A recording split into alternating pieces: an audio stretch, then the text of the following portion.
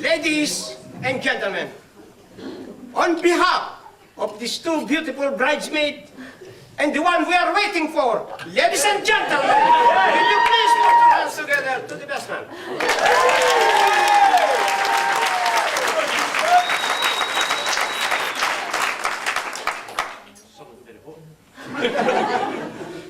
Good afternoon, everybody. For those who don't know me, my name's Keith and I'm Craig's best man. Yes, I'm assuming he exhausted all other options before deciding to ask me. All joking aside though, it's such a great honour, a sign of our friendship, and it does really mean a great deal to be asked. But as I'm sure the saying goes, every silver lining has a cloud. And for me, this speech is that cloud.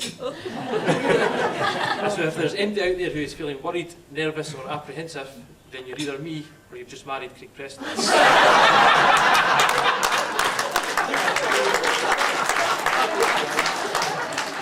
To help ease my nerves, I thought I'd follow the typical advice you hear about imagining everyone in the room naked. If we're looking at some of the guys up the back there, I'm mentally redressing them. Oh, sorry, ladies.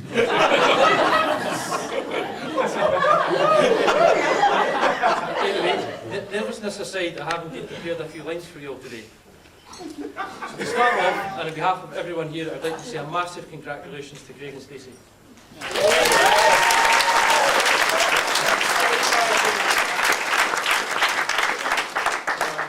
Now, I'm sure you'll all agree the barmaids look absolutely stunning today.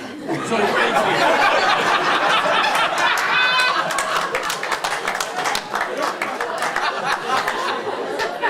done by the bride, looking fantastic.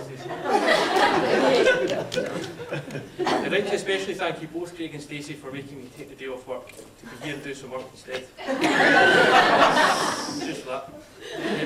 I'd also like to thank everyone else here today for coming to celebrate the marriage of Craig and Stacey. I'd like to take this opportunity to remind everyone that marriage is not just a word, but a sentence. A life sentence. I mean, even the wedding rings are like the world's tiniest little handcuffs. I'm sure you'll all agree though, it's been a really emotional day and great speeches by Craig and Tony there. I mean, even that wedding cake's in tears.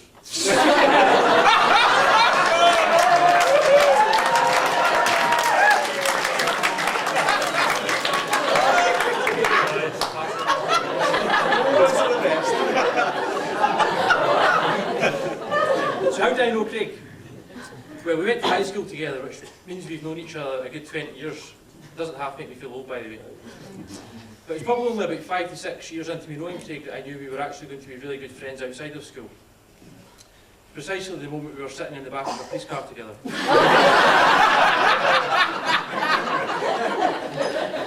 As usual, we'd saved our lunch money all week and had another great night of underage drinking in Bathgate at Rooten heading back to the infamous after party that never materialised. A bunch of 17-year-olds drunk in the street at 4 AM is only ever going to end one way.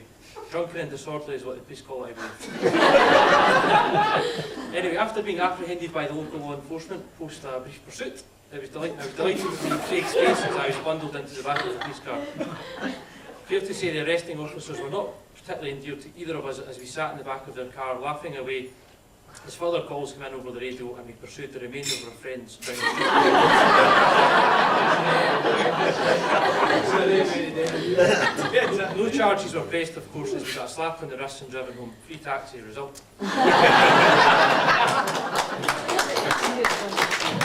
Staying on the police theme, I can actually recall another incident that involved a couple of officers visiting our flat that we shared together a good number of years later. It was approximately 5 AM on a Wednesday morning, and we'd been in town enjoying the festival and fair to say pretty drunk.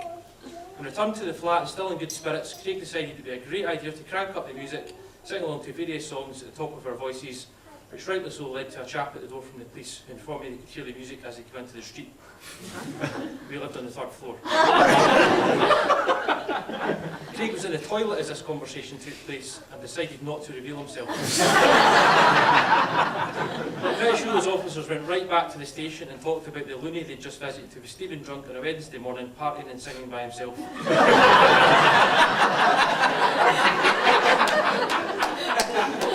Personally, I wish the police could have come to the house a bit more often to deal with Craig singing.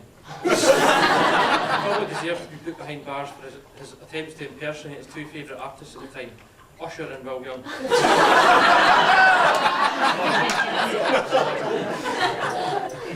My ears are still offended from the noises I used to hear coming out that bathroom in the morning as Craig was ready for work. Craig's always been a really good friend at that time he had in the bathroom. By the time he convinced me and another friend Rory to shave our heads with the clippers as part of a drunken pact, we came after a very messy night out, and then proceeded to disappear for a good 24 hours, stating how he needed his hair to retain a professional image at work. Stacey, you're very lucky to have a groom back from his stag do with hair still intact. Thank you. I always viewed that as the ultimate revenge. I can also recall another time when we were out visiting our friend Rory in Australia, and after we'd all got separated on a night out, I made my way back to the house knowing Craig would be there. However, after almost an hour of battering the doors or windows to no avail, I decided to sleep in the garden. Only the night before we'd been taking pictures of deadly redback spiders in the same garden, posting them on Facebook. So when I woke up, thankfully not dead or paralysed in some kind of funnel web, I was pretty annoyed when Craig pulled the curtains back on the patio doors looking into the garden. He'd been sleeping a couple of metres away the whole time. So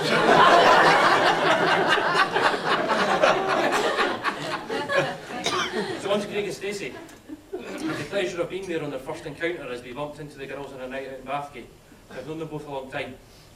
Craig has obviously explained to you all the exact moment he knew Stacey was the one. However, let me tell you about the moment I knew they were right for each other. This is going into dangerous territory.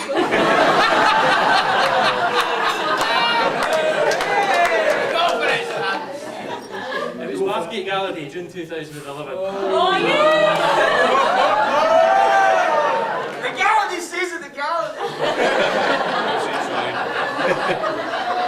And as per every other year, it's a big day in the drinking calendar. Fortunately, I was out of the country in Portugal at the time. I say unfortunately, as I do love the Gala Day. Anyway, whilst relaxing and having a late lunch, I received a text from someone I knew working in one of Bathgate's finest pubs that day. Simply stated, you need to have a word with your friend Craig. That was it, never thought much of it as I sat in the sun leisure. It was only on my return home I established Craig had been ejected from said pub well before tea time for being drunken and disorderly. Again, might add. Stacey, who was also out with her friends, had made the mistake of trying to calm Craig down, and the C word was infamously muttered in her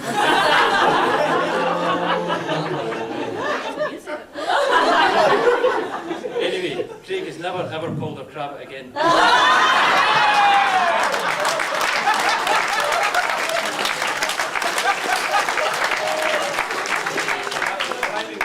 I knew they were perfect for each other. So bringing us almost right up to the present day, one of the main duties for me as best man was obviously to organise a proper send-off for Craig. Craig requested a nice quiet few days away with some of his closest and oldest friends, nothing too extravagant. So as you know, off to Las Vegas we went.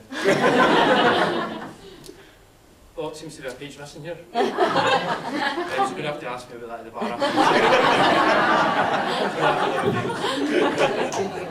So I'm sure by now you'll be glad to hear I'm almost done. Well, Craig certainly will. I'll finish up with a couple of messages I was sent to read on behalf of people who couldn't make it today. Dear Craig, congratulations on your special day. We will miss you. All the girls from the Vegas Fantasyland.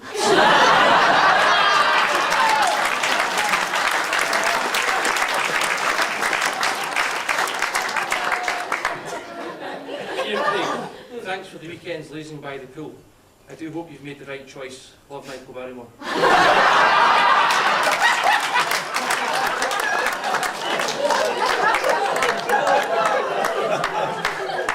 Finally, I believe it's traditional to offer some words of wisdom for the newly married couple. Stacey, just remember, men are like fine wine. They start off as grapes, and it's a woman's job to continue to stamp on them until they turn into something different. Craig, women are also like wine. They start out fresh, fruity and intoxicating and become more full-bodied with age.